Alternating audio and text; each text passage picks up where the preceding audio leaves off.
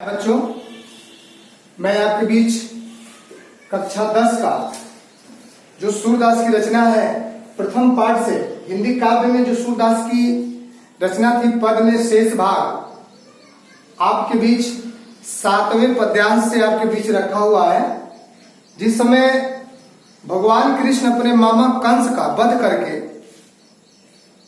जब जाते हैं तो अपने एक मित्र जिनका नाम है उद्धव को बुला करके अपने दिल की व्यथा कह रहे हैं क्या, उद्धव मोहि ब्रज बिसरत नाही। कह रहे हैं कि हे उद्धव, मुझे ब्रज की याद मुझे बहुत याद आ रही है, मैं भूल नहीं पा रहा हूं। उद्धव मोहि ब्रज के लोग या ब्रज की चीजें मुझे भूल नहीं पा रहे हैं, हम याद आ रही है। क्या क्या?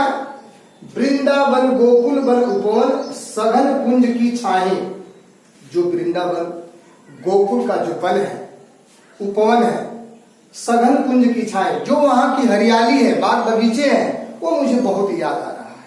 और प्रातः समय माता जसोमत और नंद देखी सुख पावत। जब सुबह होता था तो मैं माता जसोदा जी को देख करके और नंद बाबा को देख करके मुझे बहुत सुख मिलता था। माखन रोटी दही सजायो अतहित साथ खवावत। जब सुबह होता था तो माखन रोटी दही, माता जसोदा जी मुझे माखन और रोटी सजा करके मुझे बड़े हित से, बहुत प्रेम से, बहुत प्रसन्न से अपने साथ क्या करते थे? खिलाते थे। गोपी ग्वाल बाल संग खेलत सब दिन हंसत सिया। मैं सुबह से लेकर के संध्या तक गोपी ग्वाल बालों के संग खेल करके मैं अपना दिन क्या करता था? हंसते हंसते व्यतीत कर देता था। सूरदास धनी धनी ब्रजवासी जिनसो हित जगतार। यहाँ सूरदास जी ब्रजवासियों के लिए यहाँ धन्यवाद दे रहे हैं। सूरदास जी कहते हैं कि वे धन्य ब्रजवासी जिनसो मने जिनके हित मने भलाई के लिए। कौन? ब्रल्लभ मतलब कृष्ण जी उनके लिए क्या किए? इतना बड़ा परोपकार का कार्य किए। और अगले पद्यांश में लिख रहे हैं उद्धव मन न भयो 10-20। अब उद्धव जी को भगवान श्याम भेजते हैं कहा? गोपियों के पास की जाइए, आप उनको समझा दीजिए कि अब वो हमें भूल जाए, अब वो निराकार ब्रह्म को याद करें। तो जब उद्धव जी आते हैं तो गोपियों के बीच जाते हैं, तो गोपियों को समझाते हैं, निराकार ब्रह्म के बारे में बताते हैं। तो निराकार ब्रह्म की जब बात गोपियां सुनती हैं तो उद्धव से वो प्रश्न करती हैं। क्या कहते हैं कि उद्धव मद नो भयो 10-20। गोपियां कहते हैं कि हे उद्धव, हमारे पास 10-20 मन नहीं है, हमारा मन 10-20 नहीं है। एक होते सो गयो श्याम संग कौ राधो इस। एक ही मन था जो श्याम के संग चला गया। मेरा एक जो मन था वो श्याम के संग चला गया। कौ राधो, किस मन से तुम्हारे ब्रह्म की, ईश्वर की मैं आराधना करूं। आगे इंद्री शिथिल भई केशव बिन जो देहि बिन शीश। बड़ी अनमोल बात सूरदास जी कहते हैं। इंद्रिय शिथिल भाई केशव बिन, अर्थात मेरे शरीर की जितनी भी इंद्रियां हैं वो काम करना बंद कर दी हैं, शिथिल हो गई हैं। कैसे? जो देहि बिन शीश, बिना सिर का मूरी का शरीर। जैसे बिना सिर का, बिना धरा का शरीर होता है, उसी तरह से ये हमारी सारी शरीरें शिथिल हो चुकी हैं। आशा लाग रही तन श्वासा। बस क्या है? श्याम की मुझे क्या है? आशा लगी है, दर्शन की श्वासा इसीलिए चल रही है। जीव ही कोटि बरिस। हम उनके याद में, उनके दर्शन के याद में जीवन में जीवित 20 बरस तक हम रह सकते हैं। तुम तो सखा श्याम सुंदर के सकल जोग के इस। तुम ही बता दो। कह रहे गोपियां कि हे उद्धव, तुम तो सखा श्याम सुंदर के, तुम तो सखे, तुम तो मित्र हो मेरे श्याम कन्हैया के। सकल जोग के इस, सकल मैंने संपूर्ण, जोग मैंने इस योग साधना के जो बारे में बता रहे हो, इस किस ईश्वर की? उनके सिवा मेरे लिए कोई दूसरा ईश्वर नहीं है। सूर्य हमारे नंद नंदन बिन और नहीं जगदीश। सूरदास कह रहे हैं उनके बारे में, गोपियों के बारे में। गोपियां उद्धव जी से कह रही हैं सूर हमारे नंद नंदन, भगवान कृष्ण कन्हैया बिन, उनके बिना और नहीं, दूसरा कोई नहीं। जगदीश माने भगवान, श्याम के अलावा, कृष्ण के अलावा इस जीवन में, हमारे जीवन में कोई दूसरा ईश्वर भगवान नहीं है। और आगे कहते हैं उधो जाओ तुम्हें हम जाने। अब गोपियां कह रही हैं उधो जी से, उधो जी से कह रहे हैं कि उधो जाओ तुम्हें हम जाने। ए उधो जी आप चुप रहिए, हम आपके बारे में जानते हैं। उधो जाओ तुम्हें हम जाने, तुम जाओ, हम तुम्हारे बारे में जानते हैं। क्या? श्याम तुम्हें हाँ कौ नहीं पठायो, तुम ही बीच बुला ले। श्याम तुमको यहां नहीं भेजा, तुम्हें मेरे श्याम कृष्ण कन्हैया ने तुमको यहां पठाया नहीं है, भेजा नहीं है। तुम बीच में से कहीं आ गए, तुम कहीं बीच में से वापस आ गए हो। ब्रज नारी सो जोग कहत हो, बात कहत न जाने। तुम इन गोपियों से, इस ब्रज की नारियों से जोग साधना के बारे में बताते हुए तुम्हें क्या लज्जा नहीं आ रही है? बड़े लोग न विवेक तुम्हारे ऐसे भय अयाने। तुम बड़े जरूर हो, गोपियां कर रही हैं कि उद्धव से कि आप बड़े जरूर हो, लेकिन आपके क्या है? विवेक बुद्धि नहीं है। ऐसे भय अयाने, तुम ऐसे ही चले आए, हमें उपदेश दे रहे हैं। हम सो कह गई हम सही कह, जिये गुण ले सयाने। बड़ी अनमोल बात गोपियां करें, हमसे तो कह दिए और हम सह लिए, जिये गुण ले सयाने। दूसरे से योग साधना के बारे में मत कहना, हमने आपकी बात को सह लिया है और किसी जगह, और अन्य गोपियों से तुम इस तरह की बात मत कहना। कह अबला कह दशा दिगंबर, मस्त करो पहचाने। कह रहे हैं कि हम अबला स्त्री, दिगंबर मैंने होता है निवस्त्र, हम अबला जो है गोपियां निवस्त्र की तरह, हम अबला हैं, स्त्री हैं, मस्त करो पहचान। हमारी साधना को, हमारी हृदय की वेदना को आप समझो। आपको जब कृष्ण श्याम मेरे कन्हैया ने भेजा है तो इस स्त्री की, सारी गोपियां हैं, इन स्त्रियों की दशा को, हृदय की वेदना को आप क्या करो? पहचानो। साच कहो तुमको अपनी सो, बूझत बात निदाने। यहां कह रही गोपिया की सच कह रही हूं, अपनी सौगंध खा के कहो, बूझत बात निदाने।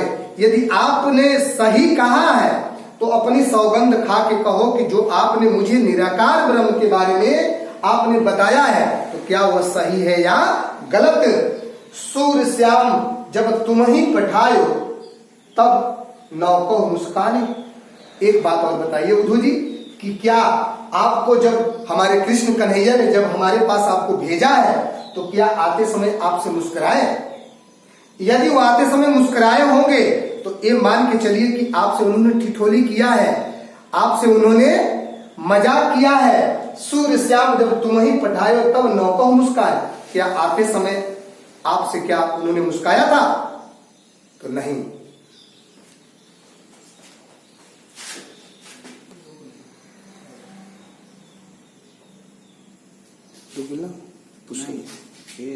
रुको वो तो चल रहा है।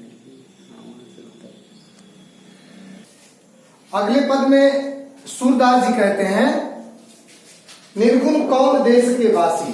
गोपियां कहते हैं कि आपने तो हमें दे दिया संदेश कि आप ब्रह्म का, निराकार ब्रह्म की उपासना करें।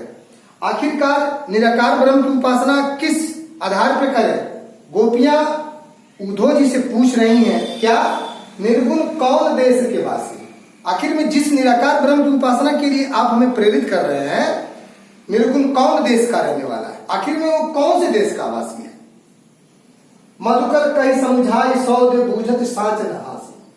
सच कह रहे हो, आपकी सौगंध, अपनी सौगंध खा के कहिए और हमें समझा दीजिए। सौ है मतलब सौगंध खा के हमको बुझती साच न हासी। आप हंसिए नहीं, हमारी बात को सुन करके आप हंसेंगे नहीं, बल्कि उसको आपको बताना होगा कि कौन देश का रहने वाला है।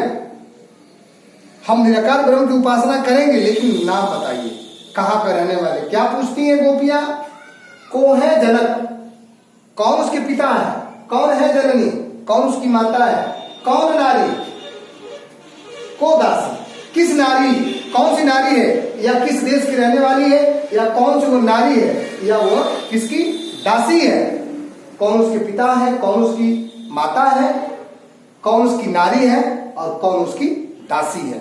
आपको बताना होगा कैसो बरन भेष है, कैसो, कैसो बरन मैंने रंग, किस रंग के हैं, कैसा वेशभूषा है उनका, कैसो किन रस में अभिलाषी, कौन से रस में वो अभिलाषी है, किस रस से वो परिपूर्ण है।